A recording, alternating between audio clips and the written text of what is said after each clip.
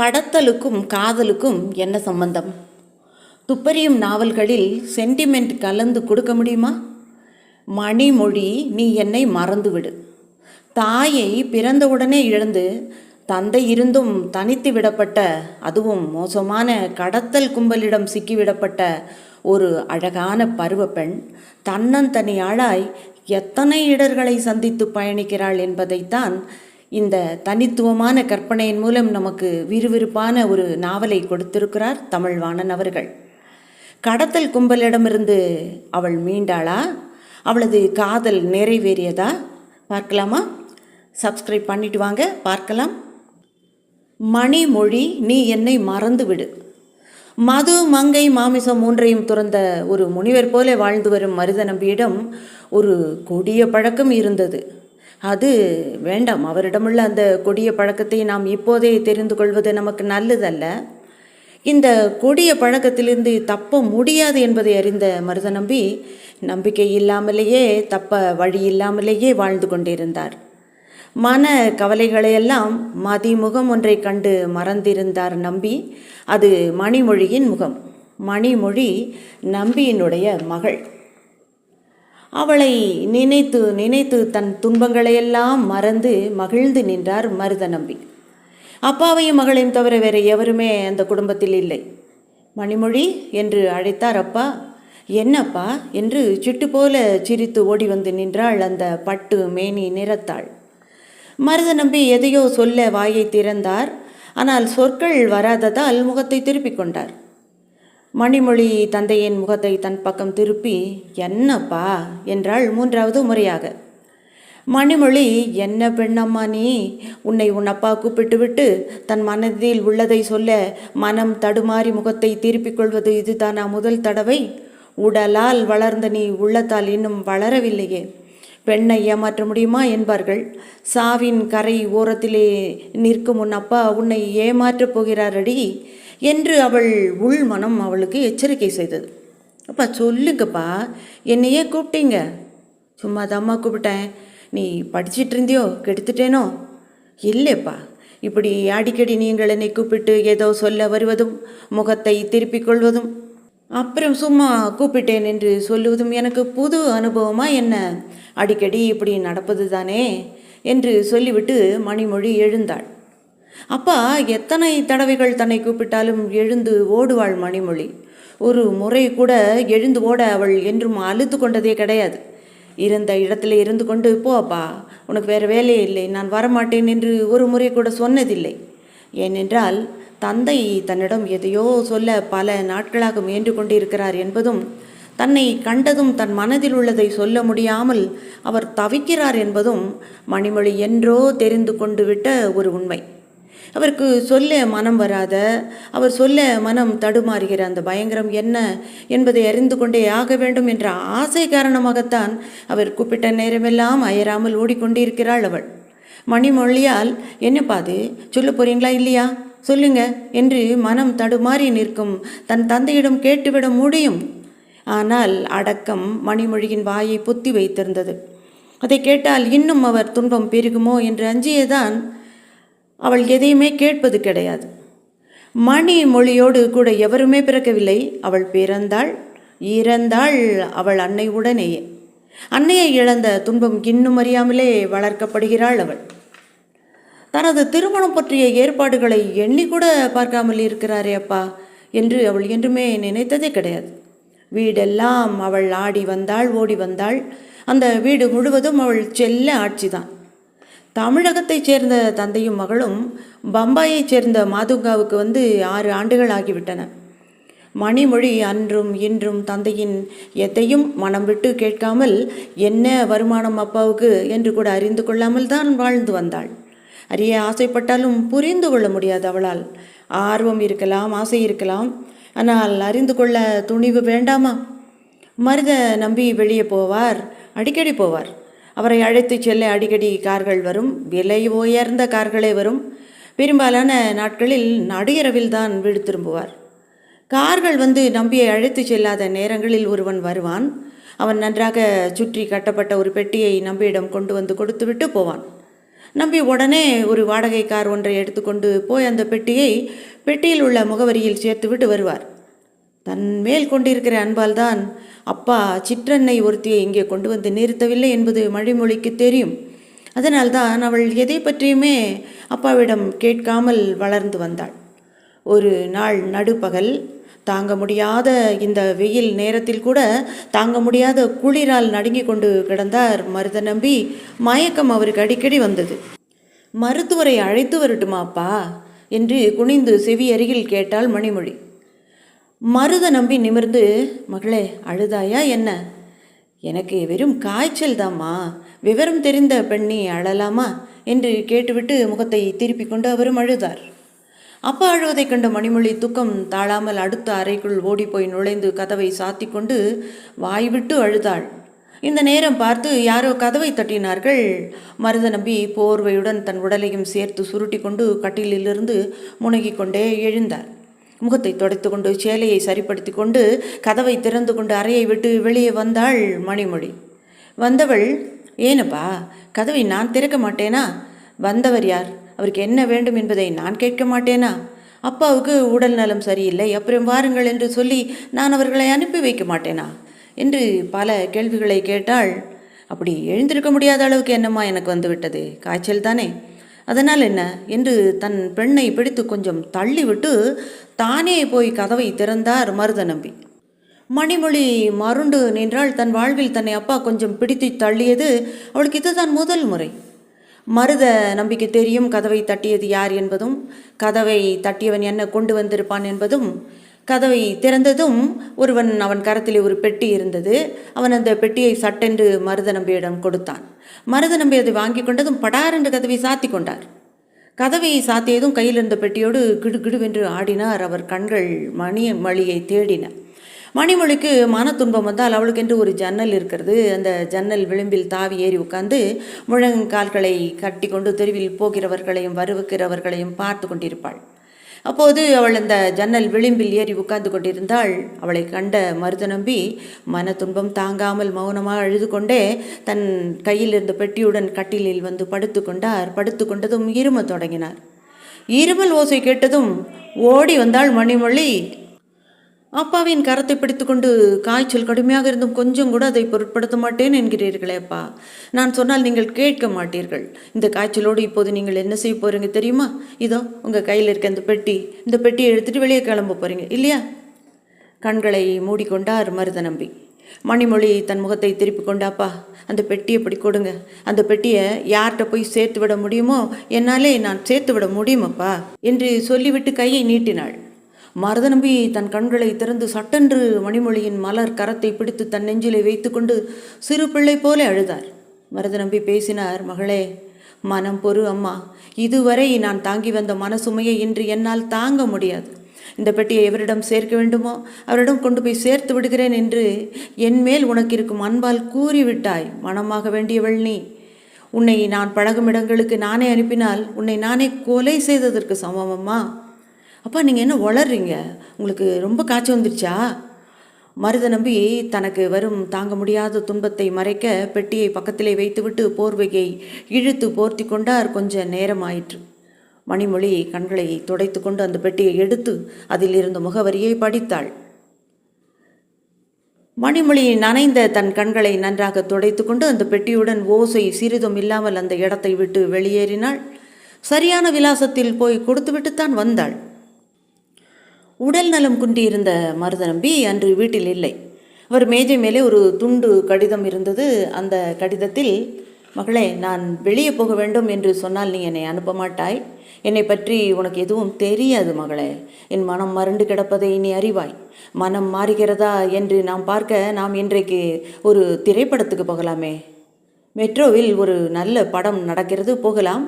முன்னேற்பாட்டுடன் இரு, நான் வருகிறேன். மணி 6:15 ஆகிவிட்டது. கடிகாரத்தை பார்த்தபடியே உட்கார்ந்திருந்தாள். மருத நம்பி இன்னும் வரவில்லையே, மணி ஆகிவிட்டதே. அவரால் நடக்க முடியாத நிலை வேறு. ஒருவேளை மருகி கொண்டு நிற்கும் மணிமொழியின் செவிகளிலே கார் ஒன்று வந்து நிற்கும் ஓசை கேட்டது. ஓடினாள், எட்டி பார்த்தாள். மருத நம்பி காரை விட்டு கீழே இறங்கியதும் நிற்க முடியாமல் தடுமாறினார். காரோட்டி தான் தாங்கி கொண்டான். மணிமொழி அப்பா என்று கத்திக்கொண்டே அத்தனை படிகளையும் தாண்டி ஓடி வந்து அப்பாவை தாங்கி பிடித்து கொண்டாள். அவரை அப்படியே அழைத்து வந்து சாய்வு நாற்காலியில் படுக்க வைத்தாள். மருத நம்பி முகத்தில் இருந்த வேர்வையை துடைத்து கொண்டு, மணிமொழி, காரோட்டியிடம் கேட்டு அவனுக்கு எவ்வளவு பணமோ அதை கொடுத்து அவனை அனுப்பிவிடு. காரில் சிறு பெட்டிகள் 5 இருக்கும், அந்த பெட்டிகளையும் எண்ணி வாங்கி வையம்மா என்றார்.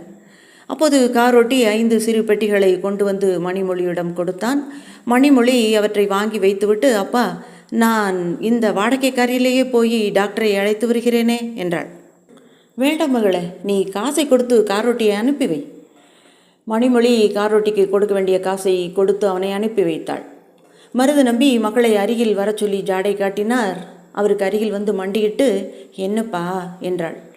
என்னுடைய இந்த கோட்டை கழட்டிட்டு கொஞ்சம் குடிக்க தண்ணி கொண்டு வாமா. மணிமொழி அப்பாவின் கோட்டை கழட்டி செருக்கி மாட்டிவிட்டு தண்ணீர் கொண்டு வந்தாள். தண்ணீர் குடித்து கொண்டிருக்கும்போது அவள் கேட்டாள், அப்பா, என்ன உங்களுக்கு? எனக்கு என்ன என்பது எனக்கே தெரியலம்மா. எனக்கு மயக்கம் வந்துருச்சு.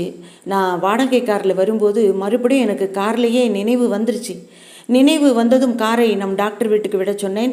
டாக்டர் என்னை சோதித்து விட்டு, உங்கள் உடல்நிலை கொஞ்சம் மோசமாக இருக்கிறது, போய் படுத்து ரெஸ்ட் எடுங்க என்று சொல்லி மருந்து தந்தார். அது அந்த கோட்டு பையிலேயே இருக்கிறது என்றார் மருத நம்பி. மணிமொழி கோட்டு பையில் இருந்த மருந்து புட்டியை எடுத்து அப்பாவுக்கு ஒரு வேளை மருந்தை கொடுத்துவிட்டு போர்வையை எடுத்து அவர் உடல் முழுவதையும் போர்த்தி விட்டாள். மணிமொழி, உனக்கு வருத்தம் எதுவும் இல்லையம்மா? அப்படியெல்லாம் ஒன்றும் இல்லைப்பா. அப்பா ஏதாவது சொல்லுவார் என்று மணிமொழியை எதிர்பார்த்து நின்றிருந்தார். அவர் எதுவுமே சொல்லவில்லை. அதனால் மணிமொழியே சொன்னால், அப்பா, நான் உங்களுக்கு குழந்தை, ஆனால் உலகத்துக்கு நான் 17 வயது பெண். உங்களுக்கு மகன் இல்லாததனால் மகன் தந்தை காட்டும் உதவியை நான் செய்ய வேண்டும். கேளுங்கப்பா, நீங்கள் கொண்டு வந்திருக்கிற இந்த பெட்டிகள்லாம் அந்தந்த பெட்டியில் உள்ள முகவரியிலே நான் போய் சேர்த்து விட்டு வருகிறேனப்பா. வேண்டாம் மணிமொழி. அப்பா, 3 நாளைக்கு முன்னாடி ஒரு பெட்டியை சேர்க்க வேண்டிய இடத்துல நான் சேர்த்துட்டு வரலையாப்பா?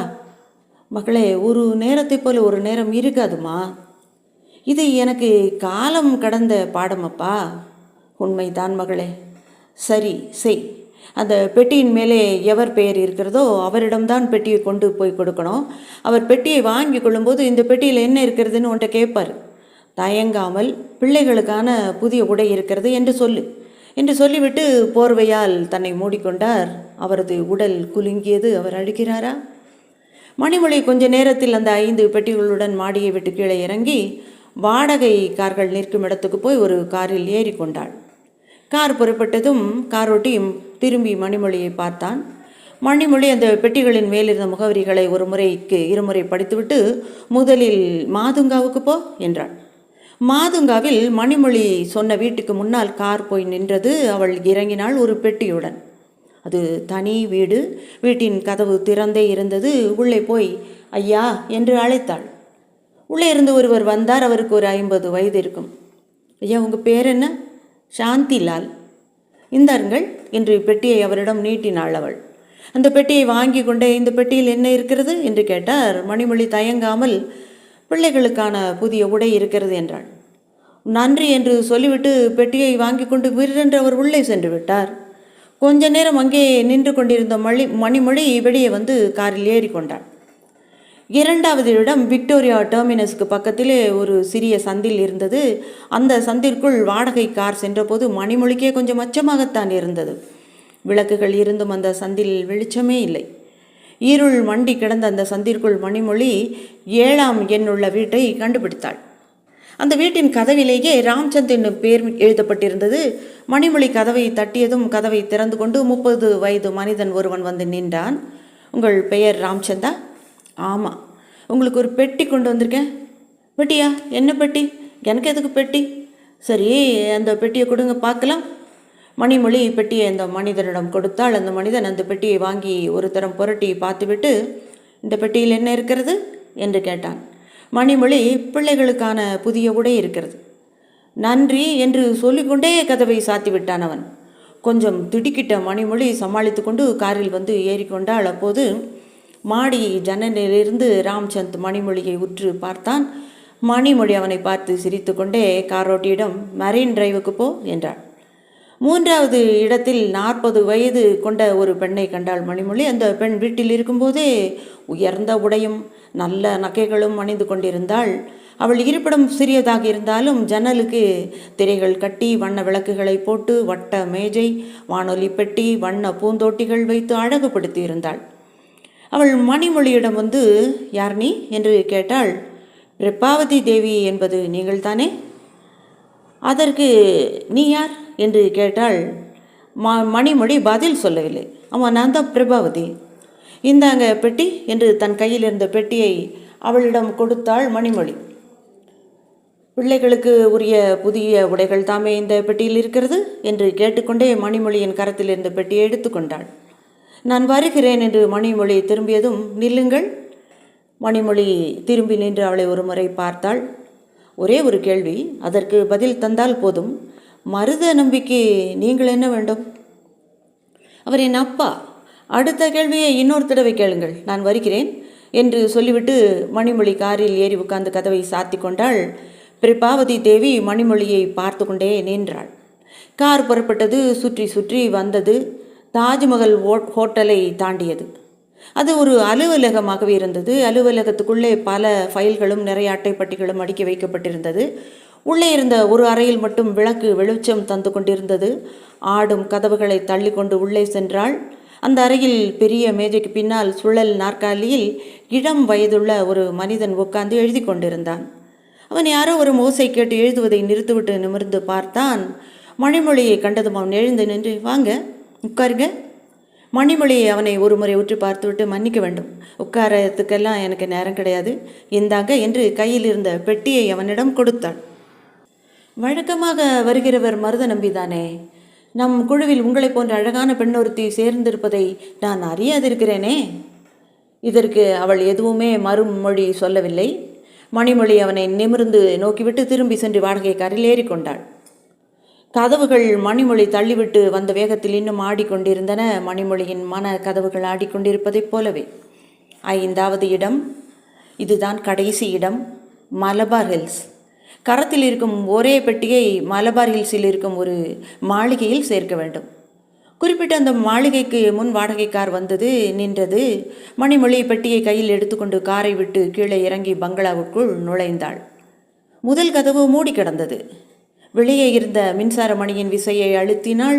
உள்ளே மணி ஒலிக்கும் ஓசை கேட்டது. ஆனால் எவரும் வரவில்லை. மணிமொழி சுற்றிலும் ஒரு முறை பார்த்தாள். எங்கும் இருள். மணிமொழி மலபார் ஹில்ஸுக்கு இப்போதுதான் முதல் தடவையாக வருகிறாள். சுற்றிலும் இருந்த ஓசையில்லாத ஒரு நிலை அவளை அச்சுறுத்தியது. மீண்டும் விசையை அழுத்தினாள். உள்ளே ஒலிக்கும் ஓசை கேட்டது. ஆனாலும் எவரும் வரவில்லை. மணிமொழி திரும்பி போய்விடலாமா என்று தான் நினைத்தாள். ஆனால் உள்ளே வெளிச்சம் தெரிகிறதே. கதவை தள்ளினாள். கதவு திறந்து கொண்டது. மணிமொழி உள்ளே போனால் எப்படியும் எவரையாவது பார்த்து கையில் இருக்கும் பெட்டியை சேர்த்துவிட்டு ஓடியே போய்விட வேண்டும் என்று அவள் உள்ளம் துடித்தது. மாளிகையின் நடு கூடத்தில் மின்சார விளக்குகள் அனைத்தும் ஒளியிட்டு கொண்டிருந்தன. அந்த வெளிச்சத்தில் எல்லாம் நன்றாய் தெரிந்தது. கிடந்த சோஃபாக்கள் அனைத்தும் விலையுயர்ந்த சோஃபாக்கள்.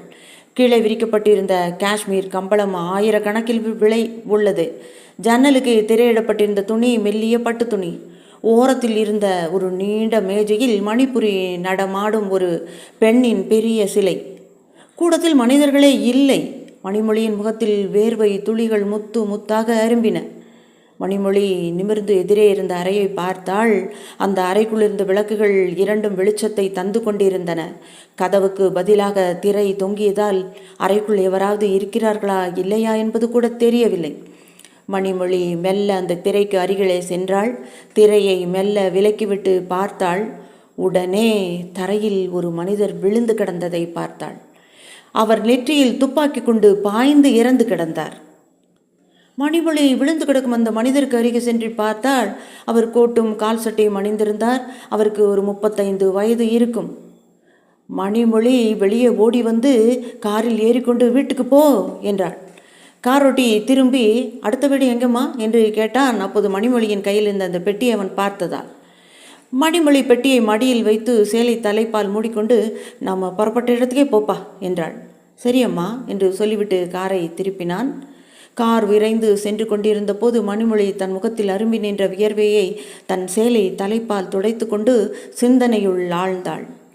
அவளது வாழ்க்கையில் இப்படி ஒரு துன்பம், இப்படி ஒரு அச்சம் தரும் நிகழ்ச்சி, இப்படி ஒரு திருப்பம் ஏற்படும் என்று அவள் எண்ணியதே இல்லை. மலபார் ஹில்ஸில் அவள் தேடிச் சென்ற மனிதர் கேசவதாஸ் என்னும் வடநாட்டு மனிதர். கேசவதாஸ் யார்? அப்பாவுக்கும் அவருக்கும் என்ன தொடர்பு? ஏன் அவர் சுட்டு கொல்லப்பட்டு கிடக்கிறார்?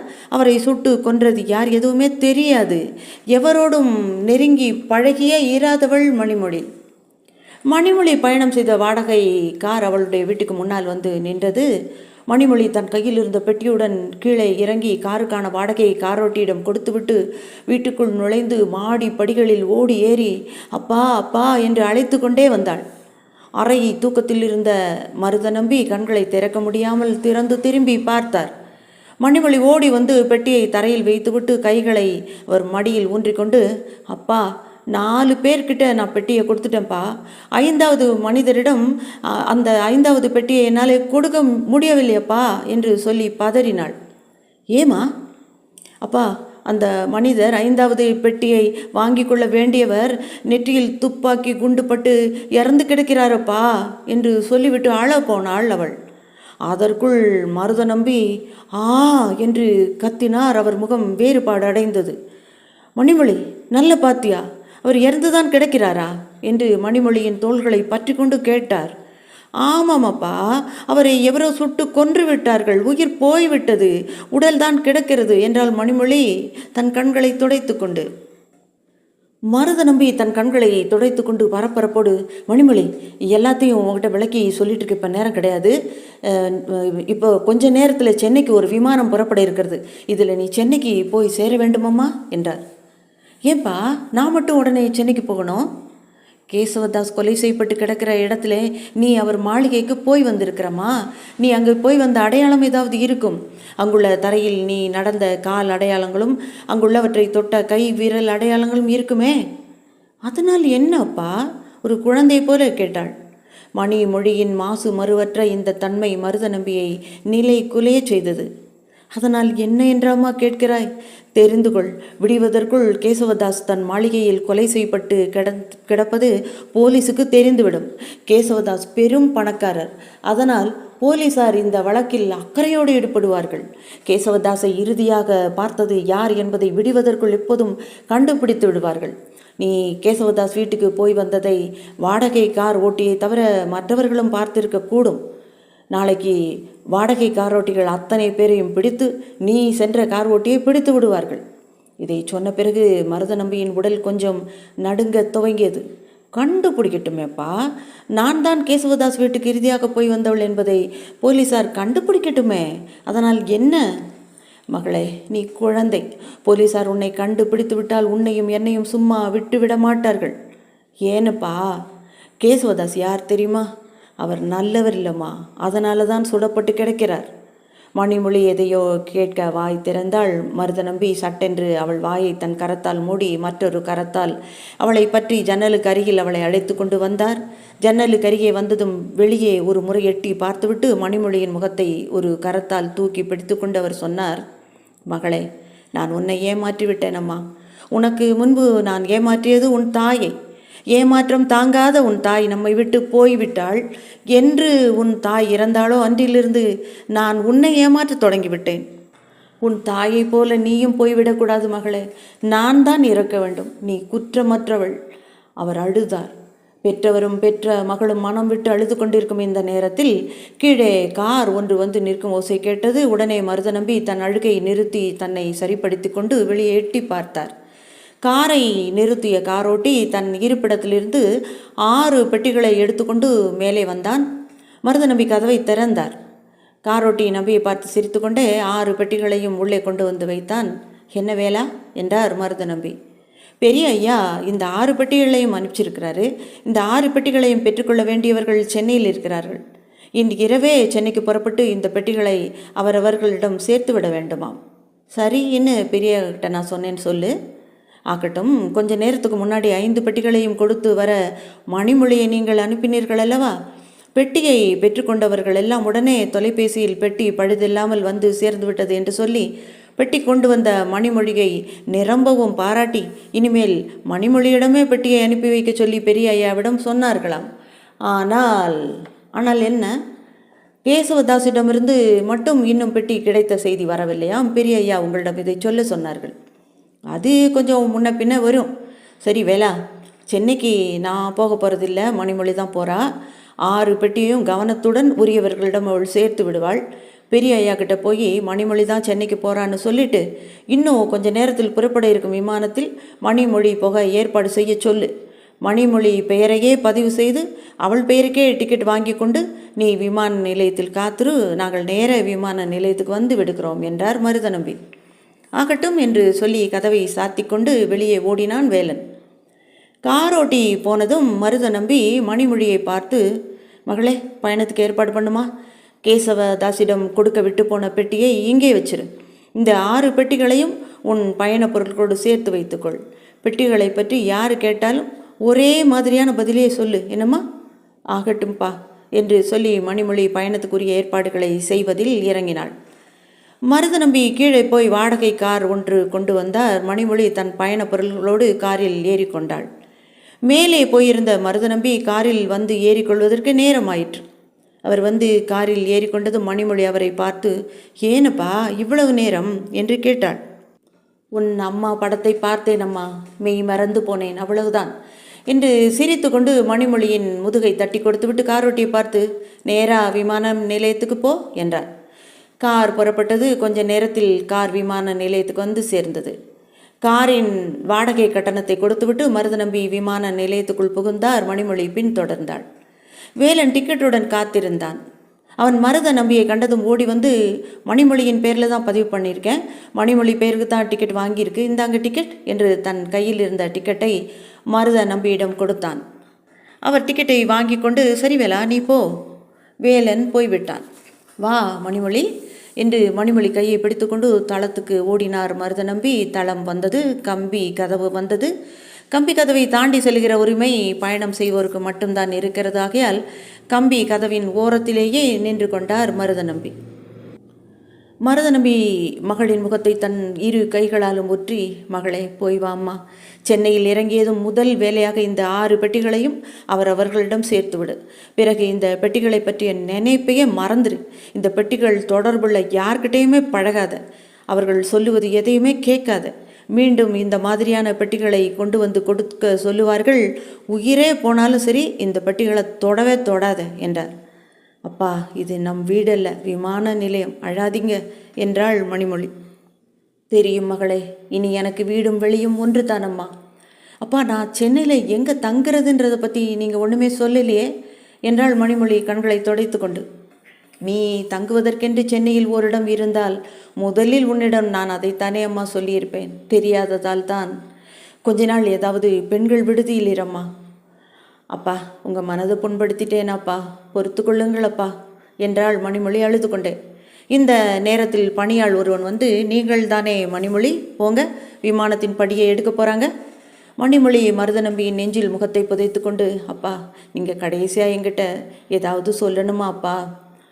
மருதநம்பி மணிமொழியை இறுக பற்றி கொண்டு, மகளே நீ என்னை மறந்து விடு என்றார். அப்பா, இதுதான் நீங்கள் எனக்கு கடைசியாக சொல்கிறதாப்பா என்று குரல் அடைக்க கேட்டாள் மணிமொழி. நீ என்னை மறந்து விடு என்றார் மருதநம்பி. விமானத்தை பார்க்க விரும்பாத மருதநம்பி திரும்பிக் கொண்டார். மணிமொழிக்கும் மருதநம்பிக்கும் தெரியாமல் இவர்கள் இருவரையும் வட்டமிட்டு கொண்டிருந்த ஒருவன் அங்கிருந்து வெளியே வந்து காரில் ஏறிக்கொண்டான். அவனது கருவண்டு மீசையும் பெரிய மனிதனை போன்ற போலி தோற்றமும் அருவருப்பை தந்தது. இதோ தாய் இல்லாத, தந்தையின் அரவணைப்பும் இல்லாத கனிமொழி இனி தனியே பயணிக்கப் போகிறாள். மணிமொழிக்கு விமான பயணம் புது பழக்கமாக இருந்தது. அவள் அருகில் ஒரு பெண் உட்கார்ந்திருந்தாள். அந்த இருப்பிடத்தில் மணிமொழியும் அந்த பெண்ணும் தான் இருந்தார்கள். அந்த பெண்ணின் மடியிலே வண்ண புறாவை போல பட்டு மேனி குழந்தை ஒன்று இருந்தது. அந்த குழந்தை கொஞ்சம் தாயின் மடியிலிருந்து தாவி தன் பிஞ்சு விரல்களால் மணிமொழியை தொட்டபோது அந்த குழந்தையின் தாய், டேய் போக்கிரி, என்னடா உனக்கு கை நீழுகிறது என்று செல்லமாக கடிந்து குழந்தையை இழுத்து கொண்டாள். குழந்தை என்னை தொட்டால் நான் ஒன்றும் கரைந்து போய்விட மாட்டேன் என்று சிரிப்பை சிந்திக்கொண்டே மணிமொழி சொல்லிவிட்டு, இங்கே வாடா கண்ணு என்று தன் இரு கைகளையும் நீட்டினாள். குழந்தை தாவி வந்து அவள் மடியில் உட்கார்ந்து கொண்டது. குழந்தையின் தாய் சிரித்து கொண்டே மணிமொழியிடம் குழந்தையை கொடுத்தாள். குழந்தையை ஆசையோடு வாங்கி மணிமொழியை பார்த்தது சிரித்தது. மணிமொழி குழந்தையை அணைத்து கொண்டாள். குழந்தையும் தாயும் மிகவும் தோழமையாகிவிட்டார்கள் மணிமொழிக்கு. நீங்கள் எது வரைக்கும் போகிறீர்கள் என்று கேட்டு பேச்சை தொடங்கினாள் மணிமொழி. சென்னைக்கு போகிறேன் என்றாள் குழந்தையின் தாய். உங்கள் பெயர் என்ன என்று இரண்டாவது கேள்வியை கேட்டாள் மணிமொழி. என் பெயர் மணிமொழி என்றாள் குழந்தையின் தாய். என்ன, உங்கள் பெயர் மணிமொழியா என்று கேட்டாள் மருத நம்பியின் மகள் மணிமொழி. ஆமாம், ஏன் மணிமொழி என்றதும் உங்களுக்கு இத்தனை வியப்பு? என் பெயரும் மணிமொழி, அதனால்தான் எனக்கு இத்தனை வியப்பு என்றாள் மணிமொழி.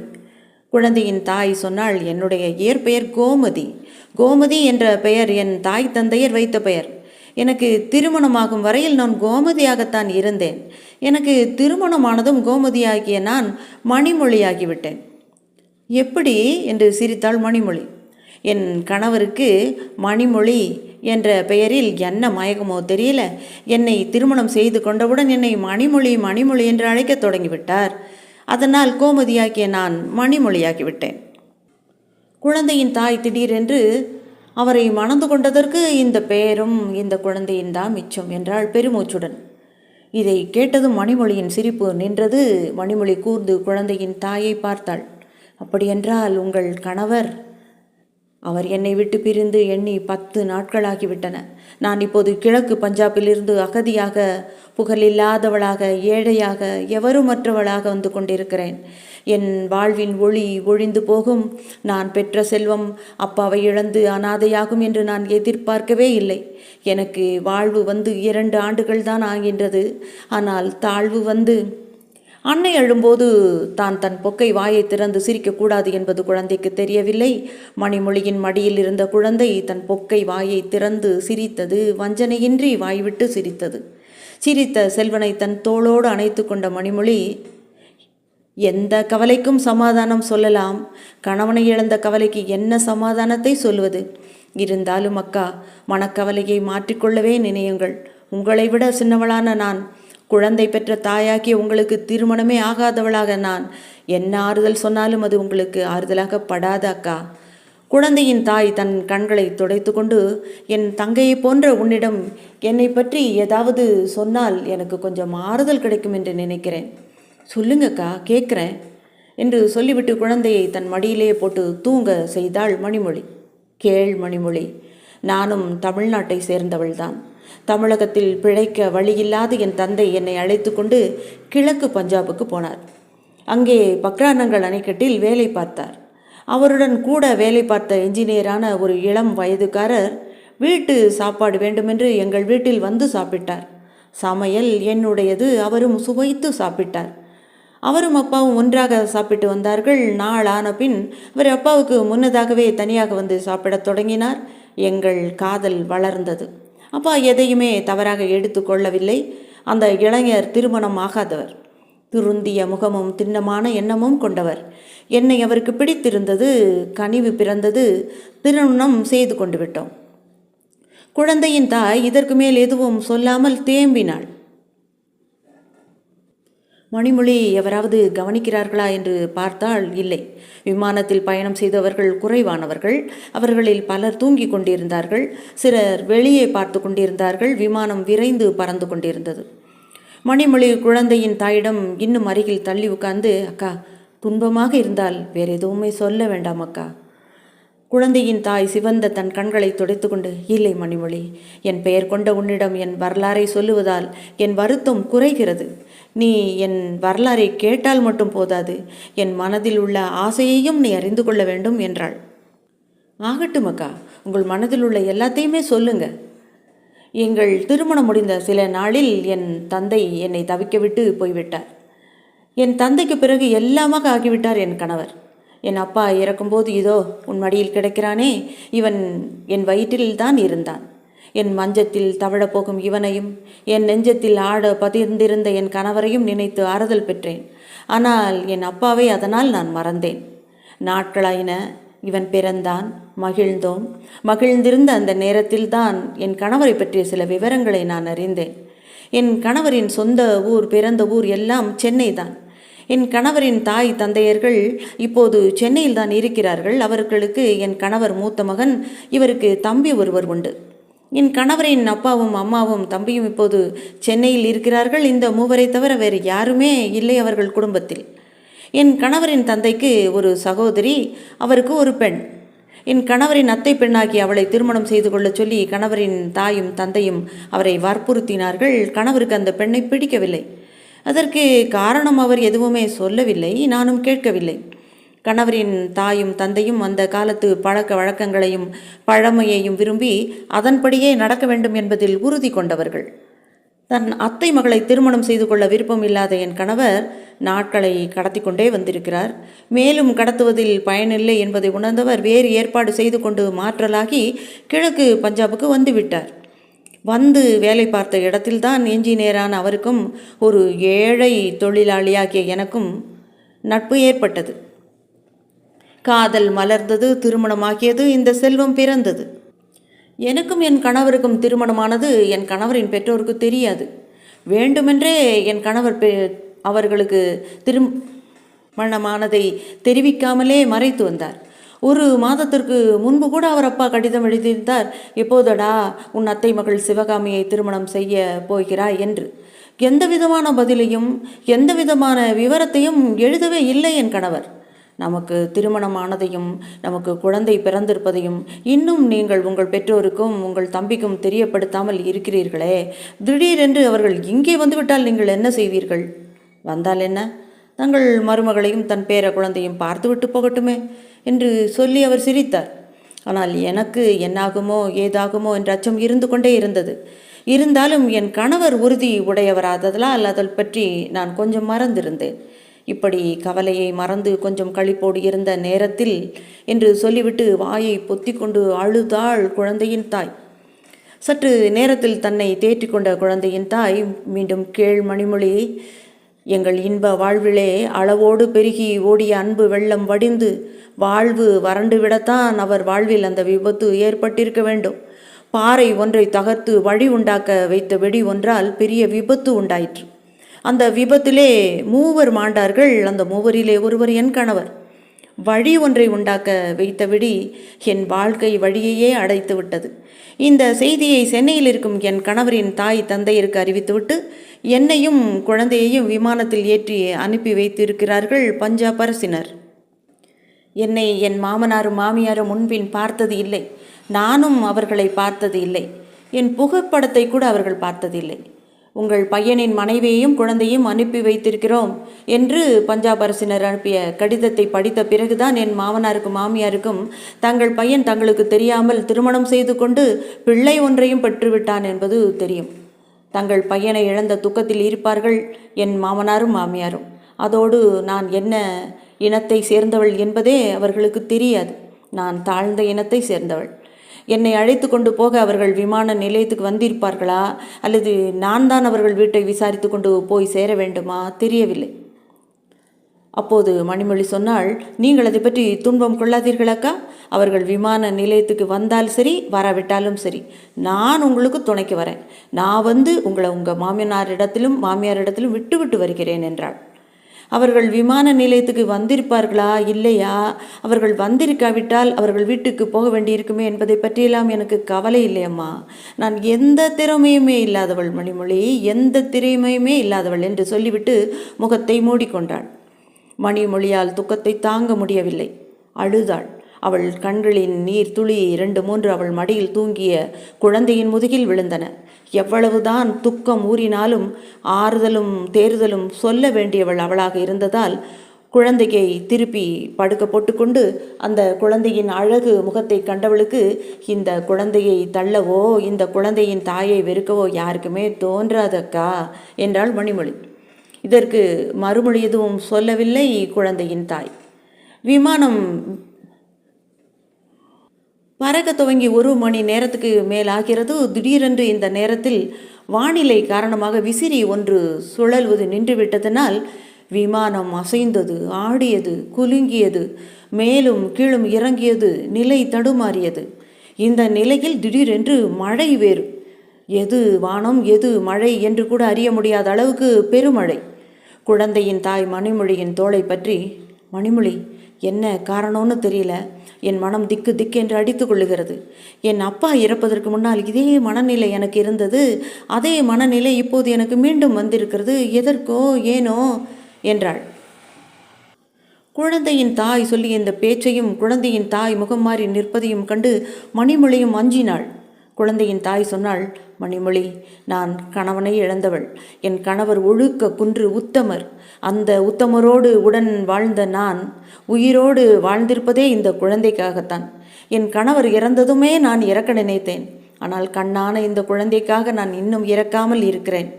மணிமொழி, உன்னை பார்த்த பிறகு, உன் பெயர் மணிமொழி என்பதை அறிந்த பிறகு, உன்னோடு பேசிய பிறகு நான் இனிமேல் வாழ தேவையில்லை என்று முடிவு கட்டிவிட்டேன். இந்த முடிவு இப்போது எனக்கு ஏற்பட்ட அசைக்க முடியாத முடிவு என்றாள் திடீரென்று குழந்தையின் தாய். அக்கா, நீங்கள் என்ன சொல்லுகிறீர்கள் என்று பதறினாள் மணிமொழி. விமானம் நிலை தடுமாறி பறந்து கொண்டிருந்தது. விமான அசைவின் ஏற்ற இறக்கம் மிகுதியாக இருந்தது. விமானம் ஆடுவதை பார்த்தால் யாருமே ஒருபடியாக போய் சேர முடியாது போல் இருக்கிறதே. அமைதி பெறுங்களக்கா என்று சொல்லிவிட்டு அவளை கட்டி கொண்டாள் மணிமொழி. பயணம் செய்தவர்கள் அனைவரும் பயந்து ஒருவரை ஒருவர் கட்டி பிடித்து கொண்டார்கள். விமானம் புரண்டு விடுமோ என்கிற அளவுக்கு அது ஆடியதால் எல்லாரும் அஞ்சினார்கள், நடுங்கினார்கள். திடீரென்று விமானத்துக்குள்ளே சிகப்பு விளக்கு ஒன்று பளிச்சிட்டது. அந்த சிகப்பு விளக்கு அணைந்து அணைந்து வெளிச்சம் தந்தது. ஒலிபெருக்கையில் இப்படி அறிவித்தார்கள், விமானத்தின் 4 விசிறிகளில் ஏற்கனவே ஒரு விசிறியின் சுழற்சி நின்றுவிட்டது. இப்போது அதே பக்கத்தில் இன்னொரு விசிறியின் சுழற்சி நின்றுவிட்டது. கொஞ்சம் கொஞ்சமாக விமானம் இறங்கி கொண்டிருப்பதால் விமானத்தை வேறு வழி இல்லாமல் தரையில் இறக்க வேண்டியதாயிருக்கிறது. விமானத்தை இறக்கும்போது இறக்கப்படுகிற இடம் எப்படி இருக்கும், பாதுகாப்புடன் விமானம் இறங்குமா, இதெல்லாம் எங்களால் சொல்ல முடியாது. துணிவு இல்லாதவர்கள் பாராசூட் மூலம் குதித்து விடலாம். விமான பணியாளர்கள் பாராசூட் தருவார்கள், வாங்கி கட்டிக்கொண்டு குதிப்பவர்கள் குதித்து விடலாம். துணிவு இருக்கிறவங்க விமானத்திலே இருக்கலாம். விமானத்தில் பயணம் செய்தவர்கள் குறைவானவர்கள். இந்த பேரிடர் அறிவிப்பை கேட்பதும் பயணம் செய்தோரில் அஞ்சிய சிலர் விமான பணியாளர்களிடம் பாராசூட்டை வாங்கி கொண்டு அந்த கடும் மழையின் கண்களை மூடிக்கொண்டு குதித்து விட்டார்கள். கொஞ்சமும் அஞ்சாத சிலரும் மணிமொழியும் குழந்தையின் தாயுமோ விமானத்தில் இருந்தார்கள். விமானம் கீழ் நோக்கி பாய்ந்து கொண்டிருந்தது. குழந்தையின் தாய் சட்டென்று எழுந்து மணிமொழியின் மடியில் இருந்த குழந்தையை எடுத்து மாறி மாறி முத்தங்கள் ஈந்துவிட்டு மறுபடியும் மணிமொழியின் மடியிலேயே படுக்க வைத்தால் குழந்தை வீறிட்டு அழுதது. குழந்தையின் தாய் மணிமொழியின் கரங்கள் இரண்டையும் சேர்த்து பற்றி கொண்டு, மணிமொழி, நீ என்னை மறந்துவிடு என்று சொல்லிவிட்டு திரும்பினாள், நடந்தாள். அக்கா, அக்கா என்று கத்தினாள் மணிமொழி. குழந்தையின் தாய் குதித்து விட போகிறாள். அவளை எப்படியாவது தடுக்க வேண்டும் என்று எண்ணினாள். குழந்தையின் தாய் திரும்பவே இல்லை. விமானத்தின் கதவுக்கு அருகில் வந்தாள். பணி பெண்ணிடம் பாராசூட்டை பெற்றுக்கொண்டாள். கதவை திறக்கச் சொன்னாள். பாராசூட்டை பெற்றுக்கொள்ளாமலேயே கொட்டுகிற அந்த மழையில் அப்படியே தொப்பென்று குதித்து விட்டாள். அக்கா, அக்கா, மணிமொழி கதறினாள். அவள் எழுந்திருக்க முயன்றாள். மடியிலே கிடந்த குழந்தை ஓசையிட்டு அழுதது. மணிமொழி, என்ன பிறவியடி உன் பிறவி. உன்னை பெற்ற அப்பா என்னை மறந்துவிடு என்று சொல்லி உன்னை விமானத்தில் அனுப்பி வைத்தார். இங்கே விமானத்தில் உன்னை பார்த்த ஒருத்தி என்னை மறந்துவிடு என்று சொன்னதோடு அல்லாமல் தன் குழந்தையையும் உன்னிடம் தந்துவிட்டு உனக்கு எதிரிலேயே விமானத்திலிருந்து குதித்து தற்கொலை செய்து கொண்டு விட்டாளே. அவள் உள் மனம் கதறியது. விமானம் இறங்கி கொண்டே வந்தது. எந்த இடத்தில் அது பொத்தன்று விழுந்து நொறுங்கும் என்று சொல்ல முடியாத அளவுக்கு அது தத்தளித்தது. விமானத்திற்குள் பேரிடர் ஒலி ஒலித்து கொண்டே இருந்தது. சிவப்பு விளக்கு அடிக்கடி ஒளியிட்டு கொண்டே இருந்தது. கொட்டும் மழையில் எவ்வளவு உயரத்தில் இருக்கிறோம், நாம் குதிக்கும் இடம் மலையாக இருக்குமா, ஏரியாக இருக்குமா, காடாக இருக்குமா என்பதை கூட அறியாமல் கண்களை மூடிக்கொண்டு குதித்து விட்டவர்களை தவிர மற்றவர்கள் கண்ணை மூடிக்கொண்டு விமானத்திலே இருந்தார்கள். விமான ஓட்டிகள் இருவரும் இறுதி வரையில் முயற்சி செய்து பார்ப்பது என்ற ஒரே நோக்கத்துடன் துணிந்து உட்கார்ந்து விமானத்தை பழுது பார்த்து கொண்டே கவனம் செலுத்தி ஓட்டினார்கள். எவருமே எதிர்பாராத வகையில் கீழே இறங்கி கொண்டிருந்த விமானம் திடீரென்று மேலே பறக்க துவங்கியது. விமானத்தின் விசிறிகள் இரண்டும் சுழல துவங்கின. விமான ஓட்டிகள் இருவருமே, எவ்வளவு பெரிய தவறு செய்து விட்டோம், துணிவு இல்லாதவர்களை குதிக்கும்படி சொல்லிவிட்டோமே, இவர்களெல்லாம் என்ன ஆனார்களோ என்று துன்பம் கொண்டார்கள். அவர்கள் மீதும் குற்றம் இல்லை. விமானம் மீண்டும் நல்ல நிலையில் பறக்கும் என்று அவர்களும் நினைக்கவில்லையே. ஹைதராபாத் விமான நிலையத்துக்கு விமான ஓட்டி செய்தியை சொல்லிவிட்டார். விமானம் மேலே கிளம்பியது. ஒரே மாதிரியான விரைவில் கொஞ்சம் கூட ஆட்டம் இல்லாமல், ஒழுங்காக தாக்குதல் இல்லாமல் உயர எழும்பி அமைதியுடன் பறந்தது விமானம். மணிமொழி குழந்தையை அணைத்து கொண்டு இனி நடக்கப் போவதை பற்றி சிந்தித்தாள். விமானம் மீண்டும் பறக்க தொடங்கிவிட்டது என்றும், இன்னும் சிறிது நேரத்தில் அது ஹைதராபாத்தில் பாதுகாப்புடன் இறங்கும் என்றும் அறிவிப்பு வந்தது. இப்போது சிவப்பு விளக்கு எரியவில்லை. பேரிடர் ஒலி நின்றுவிட்டது. விமானம் விமான நிலையத்தில் மெல்ல இறங்கியது. எல்லாரும் இங்கே இறங்க வேண்டும் என்றும், சென்னைக்கு போகிறவர்கள் வேறு விமானத்தில் அனுப்பி வைக்கப்படுவார்கள் என்றும் பணிப்பெண் அறிவிப்பு கொடுத்தாள். விமான பணிப்பெண்ணுடைய இந்த அறிவிப்பு கிடைத்ததும் எல்லாரும் விமானத்தை விட்டு கீழே இறங்கினார்கள். கையில் குழந்தையுடன் திசை தெரியாமல் நின்றாள் மணிமொழி. சென்னை மீனம்பாக்கம் விமான நிலையத்தில் கூட்டம் மிகுந்திருந்தது. அங்கே ஒரு அழகிய வாலிபன் வந்து அண்ணே என்று அவனை அழைக்கப் போகிறாள் என்று அவளுக்கு அப்போது தெரியாது. பகுதி 1 முடிந்தது. மீண்டும் அடுத்த வீடியோவில் சந்திக்கலாம். ராஜி ஸ்டோரீஸிலிருந்து உங்கள் நான். நன்றி.